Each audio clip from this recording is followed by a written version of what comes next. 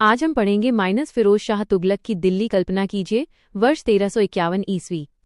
दिल्ली सल्तनत अनेक चुनौतियों से जूझ रही है।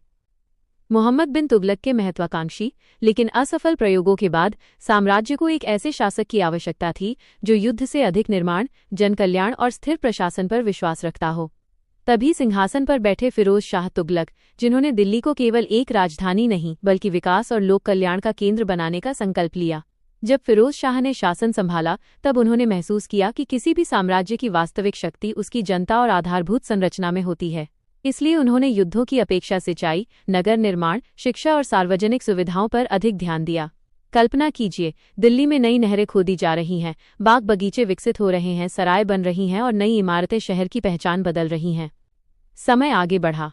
फिरोज शाह ने 1354 ईस्वी के आसपास यमुना नदी के किनारे एक नए नगर फिरोजाबाद की स्थापना की, जो उनकी नई राजधानी बना। इसी नगर में उन्होंने भव्य फिरोज शाह कोटला किला बनवाया। यहाँ उन्होंने प्रशासनिक भवन, महल, मस्जिदें और विशाल जल प्रबंधन प्रणाली विकसित की। सबसे आश्चर्यजनक कार्य था सम्राट अशोक के प्राचीन स्तंभ अशोकन पिलर को हरियाणा के टोपरा से दिल्ली लाकर फिरोज शाह कोटला में स्थापित करना। ये केवल स्थापत्य कौशल ही नहीं बल्कि भारत की प्राचीन विरासत के प्रति सम्मान का भी प्रतीक था। लेकिन फिरोज शाह का योगदान केवल इमारतों तक सीमित नहीं था।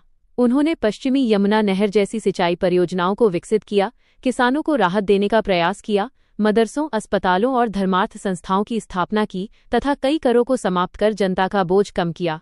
उनके शासनकाल में निर्माण और लोक कल्याण को विशेष महत्व मिला। आज भी दिल्ली के मध्य स्थित फिरोज शाह कोटला के खंडहर, अशोक स्तंभ और आसपास के ऐतिहासिक अवशेष उस स्वर्णिम निर्माण युग की कहानी सुनाते हैं। इतिहासकार फिरोज शाह तुगलक को दिल्ली सल्तनत का महान निर्माता, ग्रेट बिल्डर मानते हैं। उनके कार्य मध्यकालीन भारत की नगर योजना, सिंचाई व्यवस्था और विरासत संरक्षण के महत्वपूर्ण उदाहरण हैं। भविष्य के लिए फिरोज शाह तुगलक की दिल्ली हमें एक गहरा संदेश देती है।